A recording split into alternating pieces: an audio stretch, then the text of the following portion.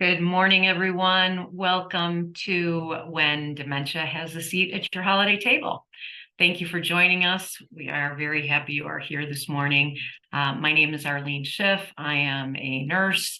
I am an education specialist with Elderwerks. I've been in the healthcare field my entire career, working with seniors and their families and guiding them through the dementia journey for over 20 years. I'd also like to introduce you to Elderwerks. Elderwerks is a non-for-profit 501c3 organization.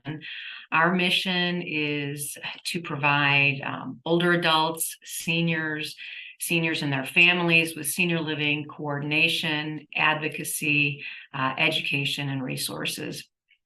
We help seniors navigate the best options, whether it's staying at home or transitioning to a senior community.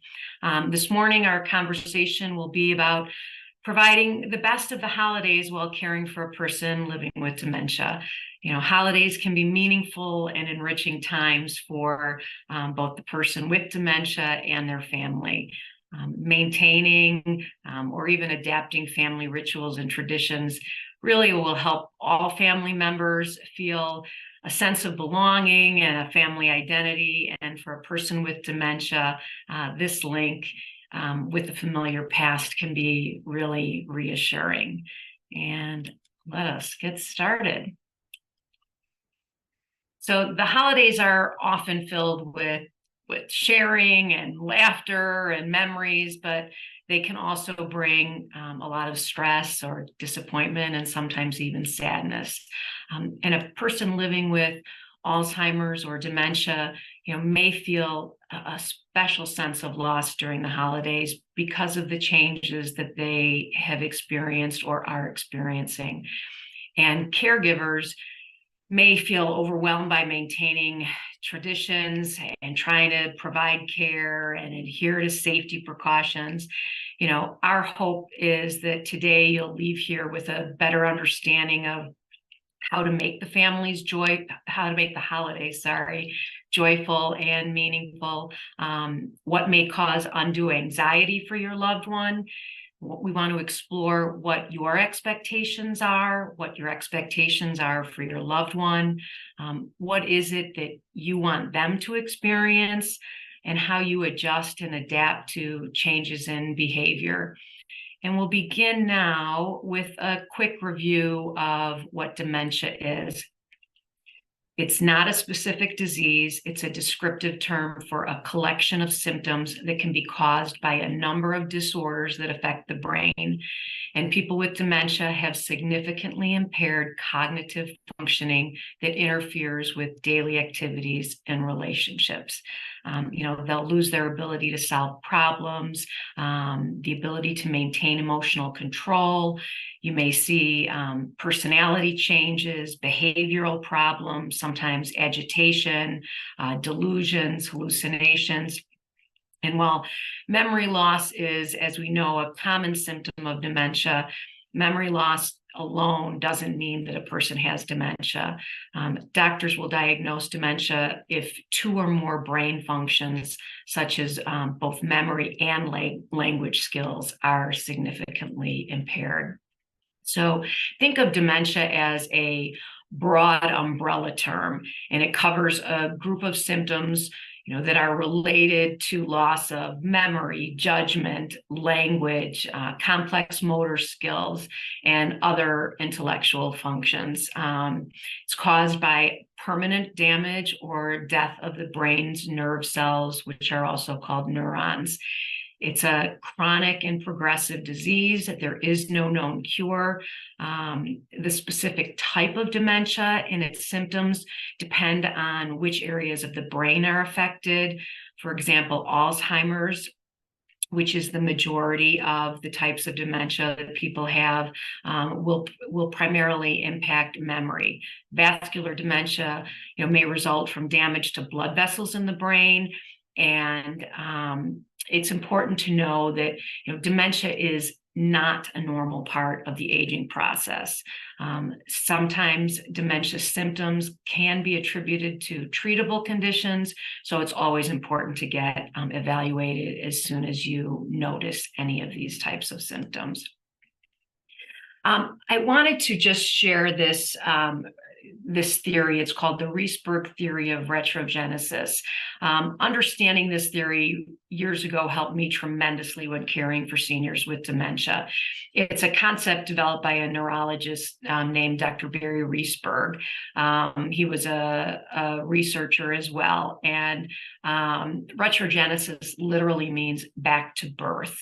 And he had concluded that Alzheimer's unravels the brain almost exactly in the reverse order as the brain develops from birth. So there's a correlation between, the early, mid, and late stages of dementia to the stages of human development. So a person with dementia, you might say, will experience in their life once an adult and twice a child. They age backwards as their cognitive abilities decline. And usually they regress in the cognitive abilities, and then the last skills that they acquired are the first to deteriorate. So you think about if someone was in their early to mid, or really mid to late stages or end stages of dementia, that would be like comparing it to a 12-month-old and their cognitive ability. So when you think of something like the holidays, would you put your 12-month-old alone in a room with strangers? That would be very uncomfortable for this little child. Well, you don't want to treat your loved one as a child, but recognize that, again, if they're in their mid to late stages of Alzheimer's, you might not want to bring them into a crowded room and leave them alone. They will be very anxious and nervous. So you try to think of where they're at in the developmental stage as they are regressing. So let's talk about the early stages of Alzheimer's. Someone may function independently. They may still drive. They can potentially still be working and really take part in social activities. Even knowing this, the person still may feel that and know that they're having memory lapses. They're forgetting familiar words. They're forgetting the location of, where are their keys or their purse. Sometimes the symptoms are not apparent at this stage, but usually family and close friends will notice. Again, coming up with the right word or name, remembering names when introduced to new people. They might forget material that was just read. It's possible that it's really possible in this stage that you start focusing on their energy on aspects of their life that are really most meaningful to them. In this stage, people are often known as the great foolers because they're able to complete their own self-care and they still can communicate and converse and follow instructions. They can still play familiar games. You may hear them say things like, "Hi, honey," and use, honey instead of your name because they're not recalling your name. In the mid stages of Alzheimer's, this is typically the longest stage, and can last for many, many years. As the disease progresses, the person will need a greater level of care. Communication may become more challenging. They may have difficulty in expressing their thoughts. It's not uncommon for someone to want to avoid social situations because they know that there are changes that they're experiencing, and they realize that they're having difficulty with conversations. They may have a difficult time initiating a conversation, and they for sure will be substituting or using wrong words, things like that.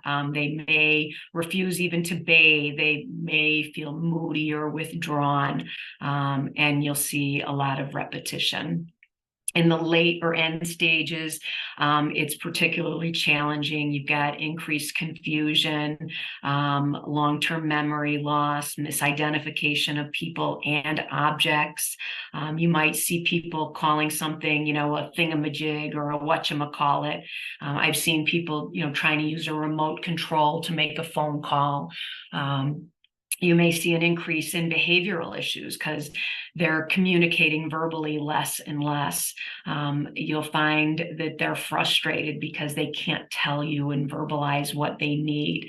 So as their vocabulary shrinks, a lot of times they'll rely on repetition. And again, you'll see the limited vocabulary and confusion. They won't really be able to initiate engagement as much during the late stages, but always remember that they could still benefit from interacting. They can listen and relax to music, or receive assurances through gentle touch. As we move forward in this program, please feel free to, if you have any questions or comments, enter them in the chat and the Q&A, and we'll certainly get to them at the end if I don't get them to them before.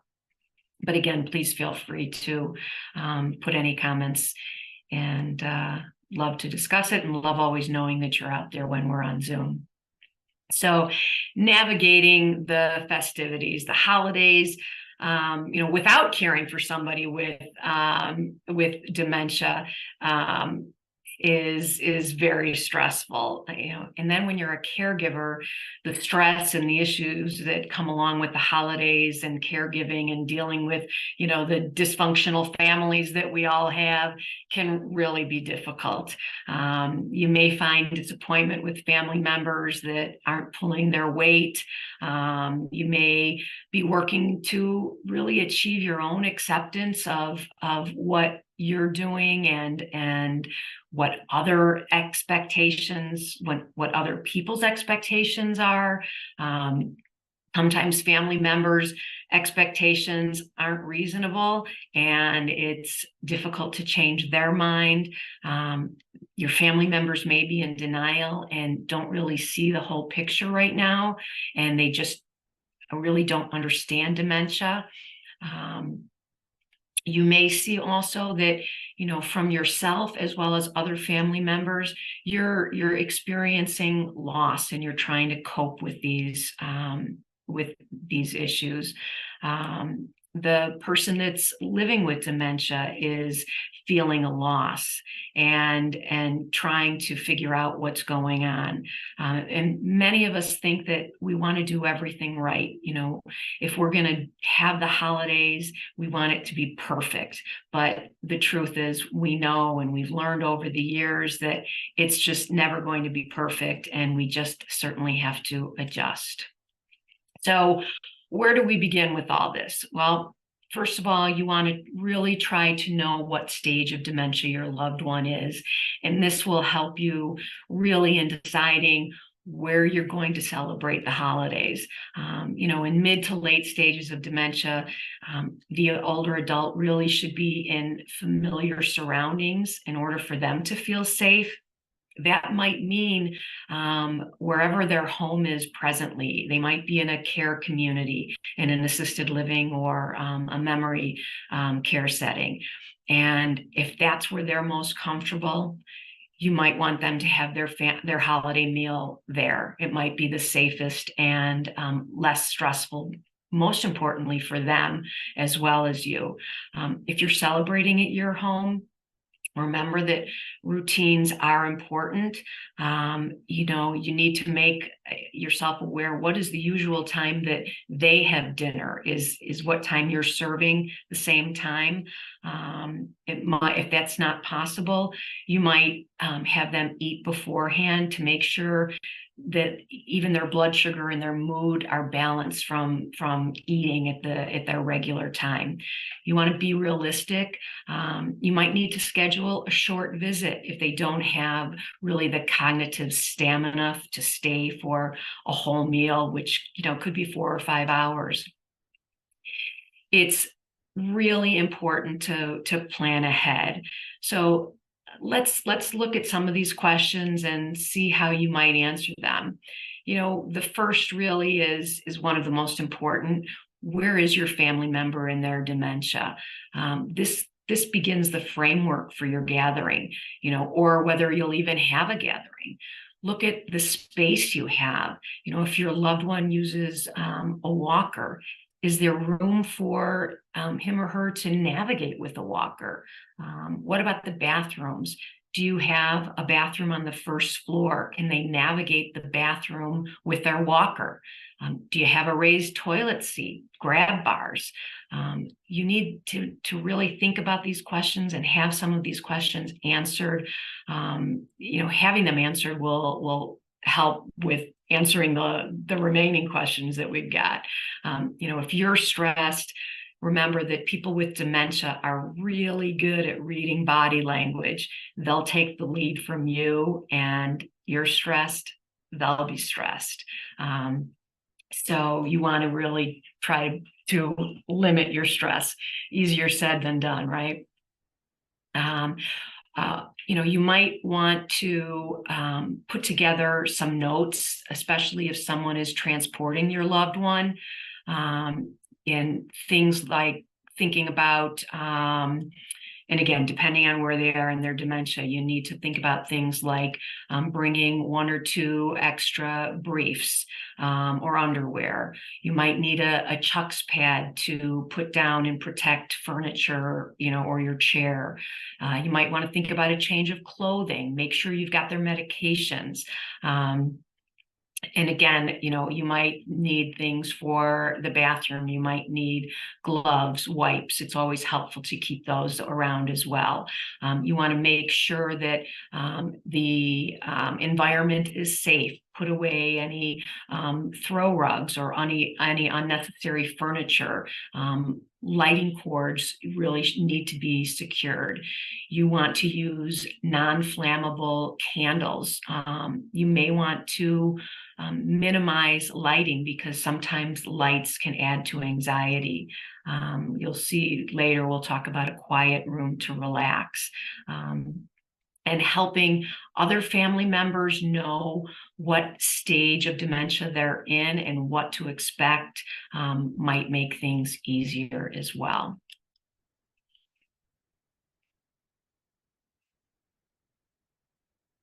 So it's very, very common to experience frustration as a caregiver when you think that other family members aren't fully contributing to your caregiving responsibilities.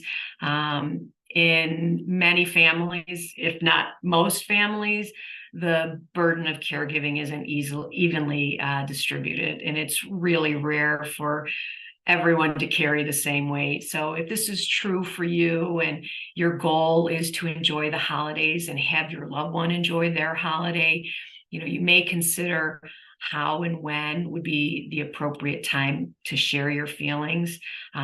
If you really feel that it's necessary to communicate these before the holiday, you may want to sit back and consider what the potential outcomes would be having that conversation. You know the people, well enough that you will need to communicate with, and you'll know what that outcome will be. So consider, having that conversation after the holidays, or putting those feelings on hold to be able to focus on your family members and friends that will help, and will help your loved ones and all of you with holiday happiness. So again, sometimes it may be good to let sleeping dogs lie, address the matter after the holiday season. You might want to use self-reflection. Take a moment to reflect on your feelings, understand why you're disappointed and what specific expectations you have from other family members. Set realistic expectations. Know that everybody has different capacities and commitments. Delegate tasks if you can. Be specific in what you need, and allow people to contribute. Seek support. Find a safe place to vent. There's so many support groups out there, even Facebook groups. They can offer some guidance and coping strategies in the moment as well. Always remember, holidays are really about coming together and supporting each other and creating, positive memories. And if you communicate openly and understand everybody's limitations, you really can ensure what can really be an enjoyable holiday season for everyone involved.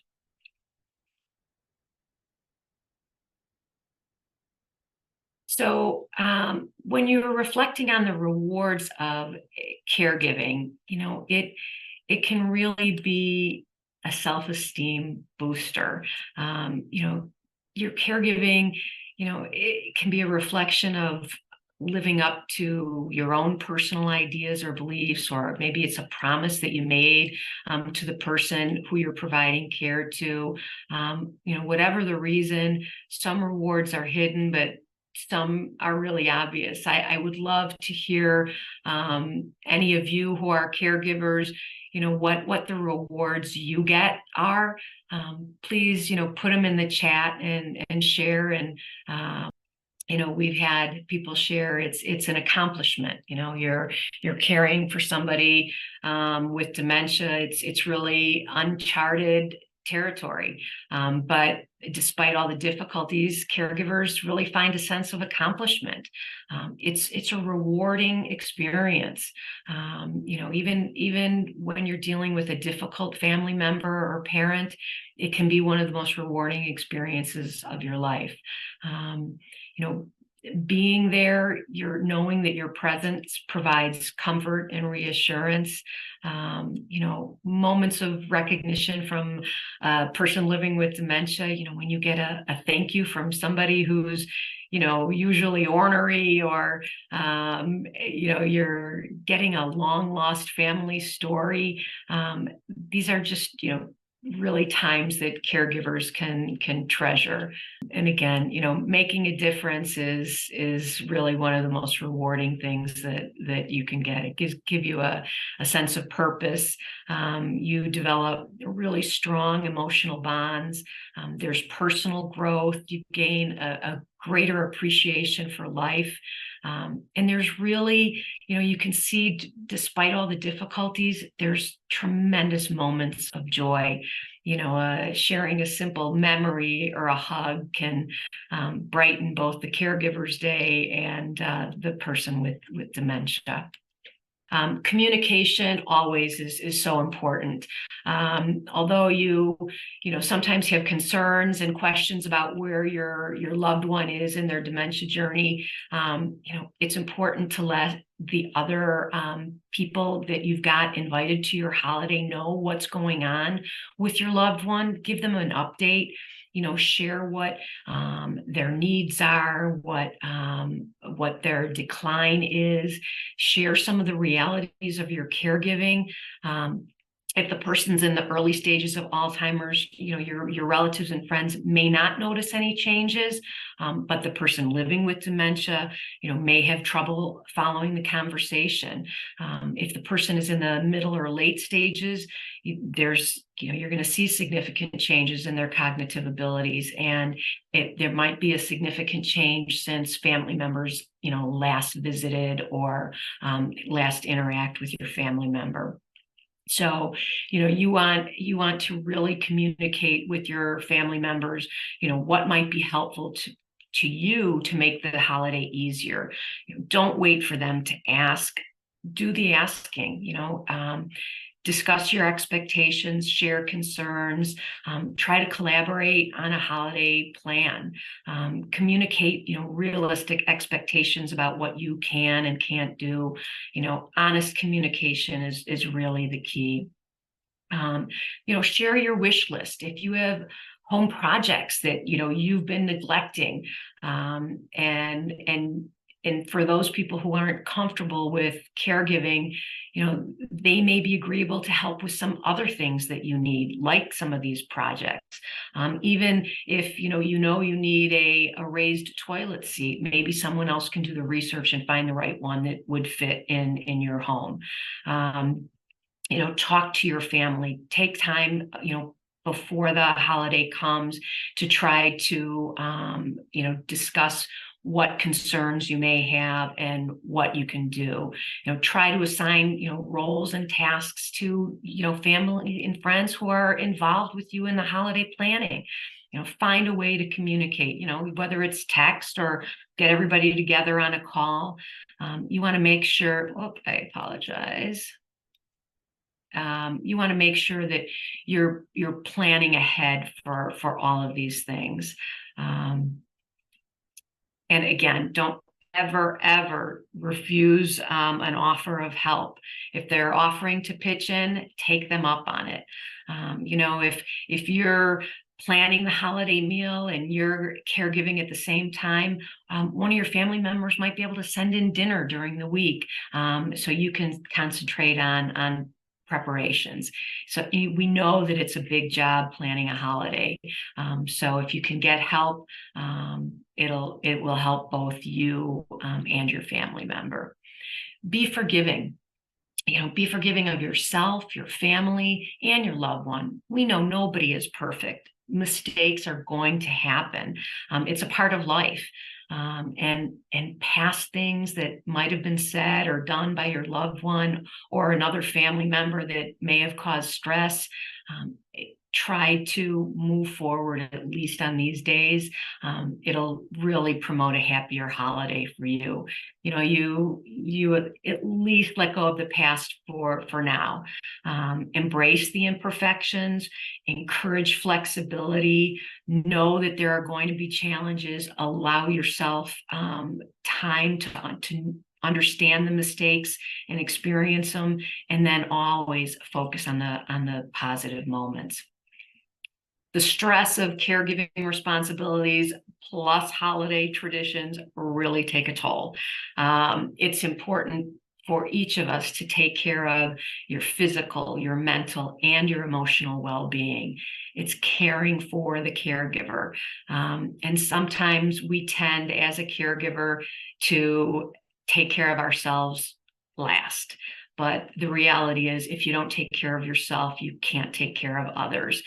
Sometimes you may think it sounds selfish, but it's so important. And really, self-care, it'll mean something different for different people.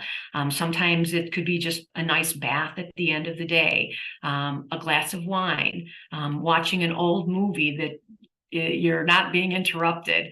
For some, get a massage, aromatherapy, or go into a quiet room and read a book undisturbed. But it's important to rest and recharge. If you really want to be there with your loved one, you've got to take care of yourself and prioritize your mental and physical well-being. And I'll say this over and over again. So when someone says, "What can I do?" or "How can I help?" say, "How about an hour of your time this week?" That would be really helpful. Caregivers often have to adapt what their traditional roles are or their experiences are for the holidays, but flexibility is really the key. It may, as I keep saying, may be allowing another family member to host. It might be time to accept some changes. You may need to modify the amount of time away from home for your loved one because they just can't handle that much time away. So you need to adjust your plans as needed. You may have to choose the different holiday events to attend, based on which would be the simplest or the least exhausting and the most enjoyable for the person that you're providing care for and for you. But prioritize the well-being of your loved one and don't ever forget yourself. If you can't visit together in person, try to connect with Zoom. It's okay to gather virtually. Sometimes it can be very difficult to have conversation with larger groups over video. So, add some structure to the call.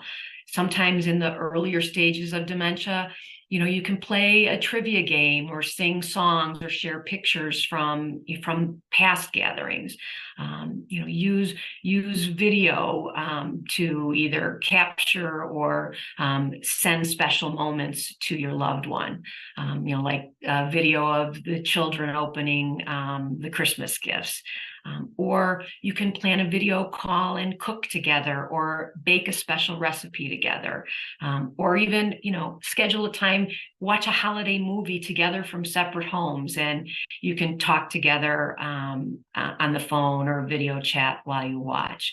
Don't forget even, the old sending letters through the US mail and cards. It always helps during the holidays. Time to redefine what success is. You want to start your day focused, making more moments that really matter. Identify what's most important to you this year. We know that what with the person that we love is battling what is a terminal advancing disease. Each holiday after this will likely be harder and harder on them.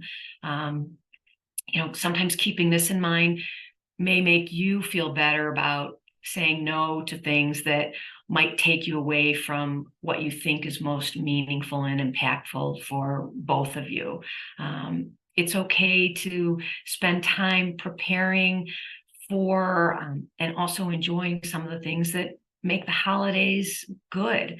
You want to put your feelings ahead of some of the festivities and think about what is best for your loved one, and really know that just being together could be, the best aspect of all of it.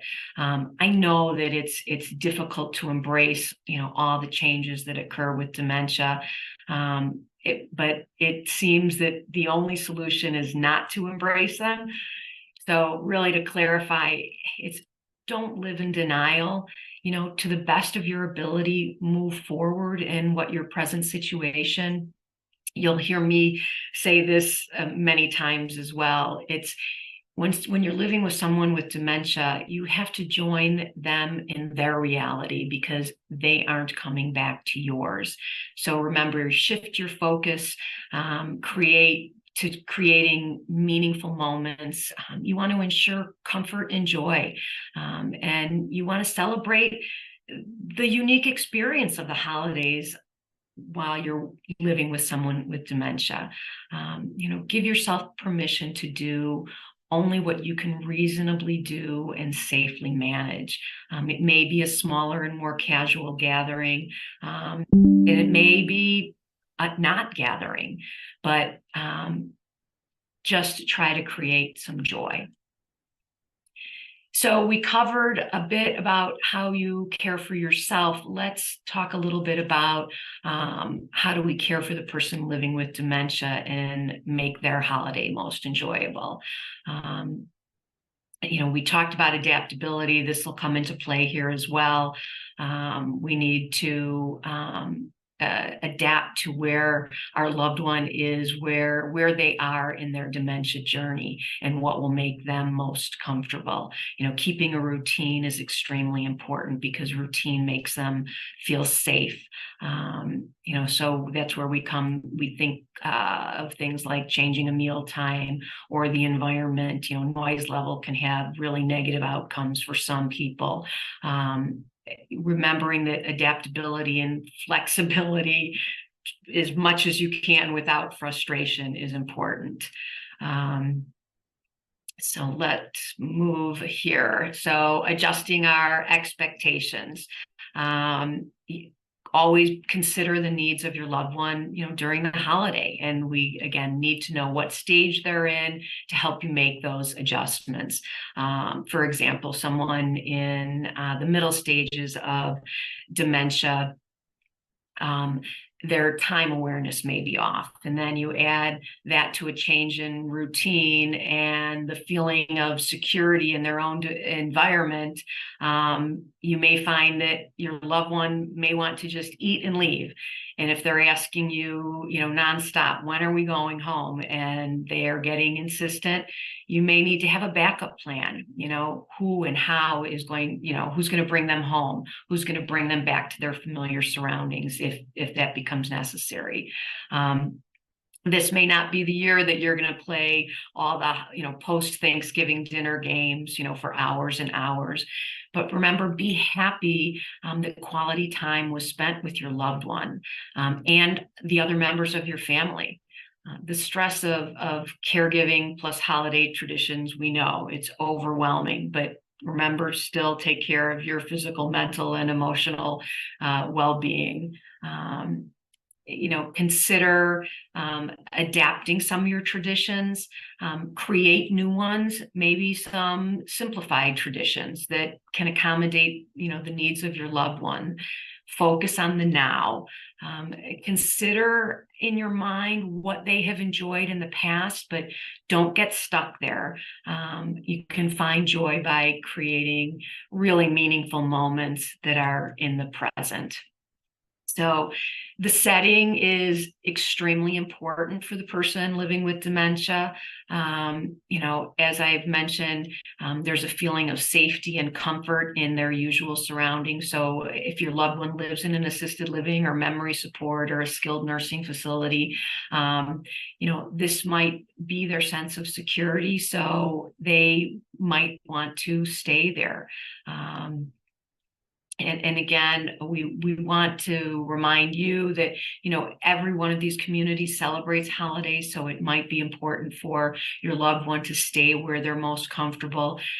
As family and friends, you can come and spend time earlier in the day with them or come the next day or the day before.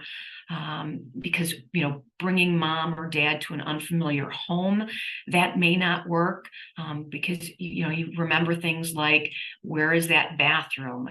So you might need to make arrangements ahead of time to make sure that, is there accessibility to things in someone else's home?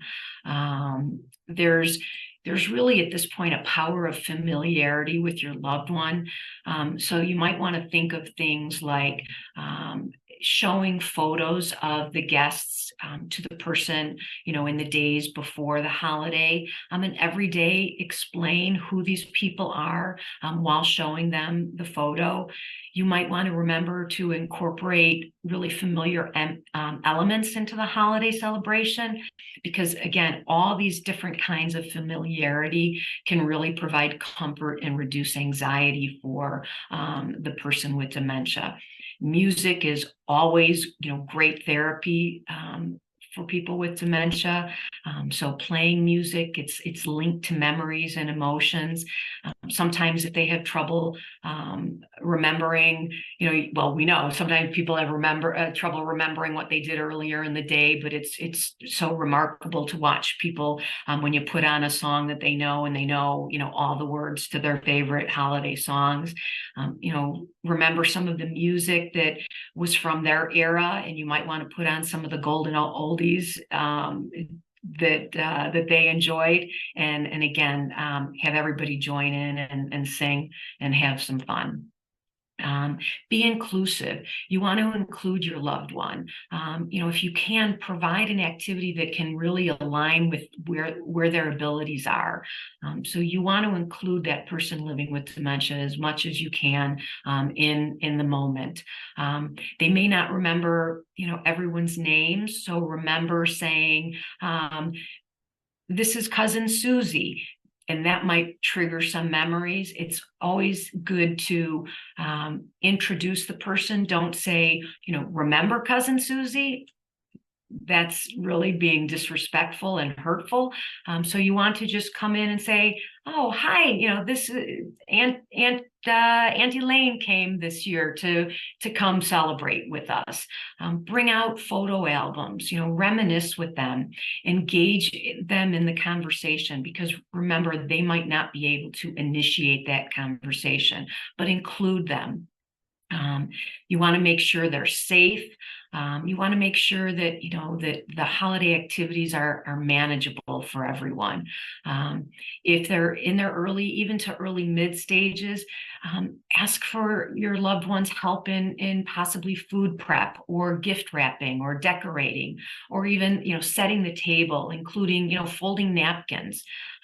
And going back to remember, introduce them to the people that, even if you think they should know them, again, Mom, this is cousin Joe. And try to reminisce and say, boy, I remember a time when we were all together. Don't use the words, don't you remember? The party may not resemble a Norman Rockwell Thanksgiving, but it always can still be beautiful. You just, try, because you really know and remember that your efforts will be appreciated. A cozy, decorated house is always a great way, of feeling the holiday cheer. But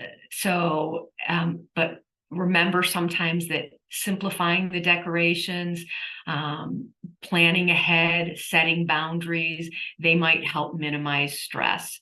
It's always important to take a few extra safety precautions as well. Things to look out for are keeping floors clear. Make sure that if there's an extra throw rug that's around, take that up. Make sure lighting cords are secured. Choose lights that don't blink and flash a lot. They can be very confusing or disorienting. Keep it simple. Make sure that you use non-flammable candles. For Hanukkah menorahs, use the electric lights instead of the traditional candles. Avoid using decorations that look like edible items to prevent confusion. And later in mid stages, you might want to use unbreakable ornaments in case they might shatter. You want to remember, again, where that person is in their stage of dementia. If there's a life-size decorations or decorations that move, they can be very scary for a person with dementia. Having a large party can be overwhelming, so trying to keep the gathering to people that the person is familiar with can be very important. If you're in a confined area with a large group, sometimes it can feel very intrusive to someone with dementia, intrusive to their personal space. And then sorry about that. And then you have the combination of sensory stimulation, loud voices, voices at different pitches. You've got dishes being passed back and forth, clanging silverware, glasses. This all can, create anxiety with someone with dementia. So, if there's a lot of overstimulation, you may get a really challenging reaction.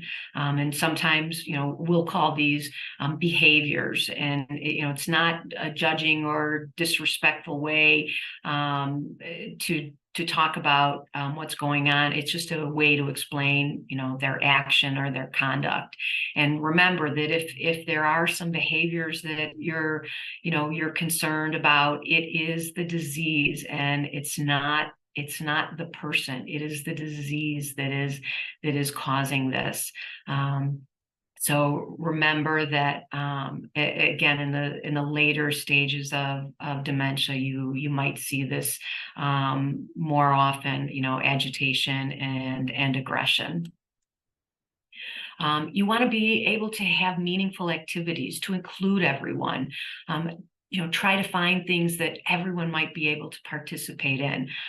You can find puzzles and different activities for people with dementia. Search on the internet for activities for those with dementia. You can do arts and crafts projects. You can play card games. Reminiscing is always a great way to connect. Bring out the old photo albums. And if the person with dementia doesn't want to engage, it's okay. It's okay. You just make sure you ask and want to include them, but it might be too stressful for them. So it's okay if they say no. Sometimes, really focusing on the now with loved ones can bring joy. It's finding that ability to live in the moment. And, remember things like, as we discussed, music. I hope you all have seen the special with Lady Gaga and Tony Bennett, and he was in his late stages of dementia, but was able to sing so many different songs and knew every single word of it. So remember that with your loved ones, and when you're thinking of activities, and try to include music, because it's a tremendous experience. Prepare your guests ahead of time. We talked a little bit about this, but try to share information that might be helpful to make everyone comfortable. You want to make sure your family and your friends are aware, because sometimes changes can be a shock and hard to accept. You want to make sure that they all understand that the changes in behavior and memory are, again, caused by the disease and not the person. People should understand that when they're communicating, they need to be patient. Don't interrupt or correct the person with dementia.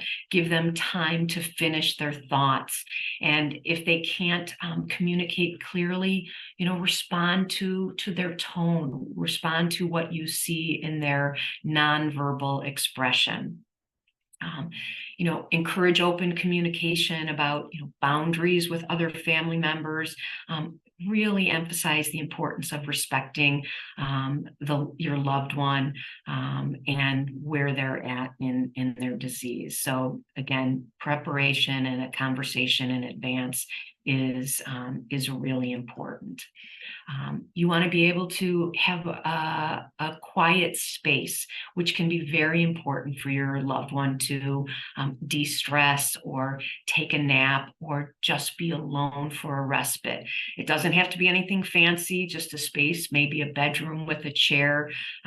This can also be a good way for family members to share some one-on-one time with the person living with dementia, more quality time and less stressful for each of you. Go with the flow. Nothing is perfect, so we encourage you go with the flow. I love this clip from Chevy Chase's Christmas Vacation, so bear with me.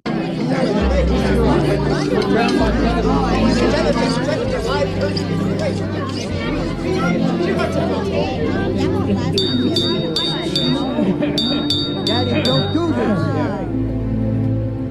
Before we begin, since this is Aunt Bethany's 80th Christmas, I think she should lead us in the saying of grace. Oh, great. What, dear? Grace! Grace! She passed away 30 years ago. They want you to say grace. The blessing. I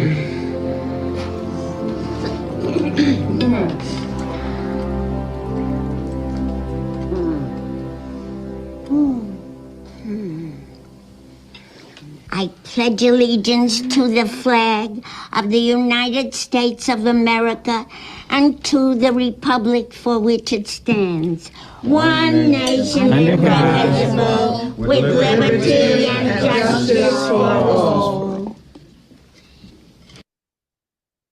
Again, go with the flow. Stay in the moment, live in their reality. It's all okay. So what we wish for, it's important to celebrate small achievements and moments of connection. Spend time with your loved one, make them feel loved and appreciated. Small moments of joy matter. Cherish them, celebrate them. Find joy in the connection that you share with your loved one. You want to find joy in those small moments, celebrate small victories, the significance of celebrating small achievements and the moments of connection. When caring for someone with dementia, finding joy in these small moments is really essential. And, our goal is to create meaningful and joyful experiences. So, embrace the present. Don't dwell on the past and try not to worry about the future. Focus on the present. Be present with your loved one. Engage in mindful practices, breathing exercises and meditation. It can help you stay in the moment with compassion. You want to try to trigger positive memories. If you know something from their past, use it to create a moment of joy. Share your stories, reminisce. Even if they're repeating the same story, it can bring them joy each and every time. Seek the fun activities. Don't forget to have fun. Engage in positive activities together. Some things might not be possible anymore due to some changes, but try to be creative. Listen to that music, dancing, the old photos. Enjoy, a favorite treat that your loved one used to enjoy. The goal is to always, nurture your connection and enjoy each other's company. You remember to take short breaks. Caregiving can be overwhelming. If you take a short break, you can regain perspective, recharge. Even a 5-minute respite can truly make a difference.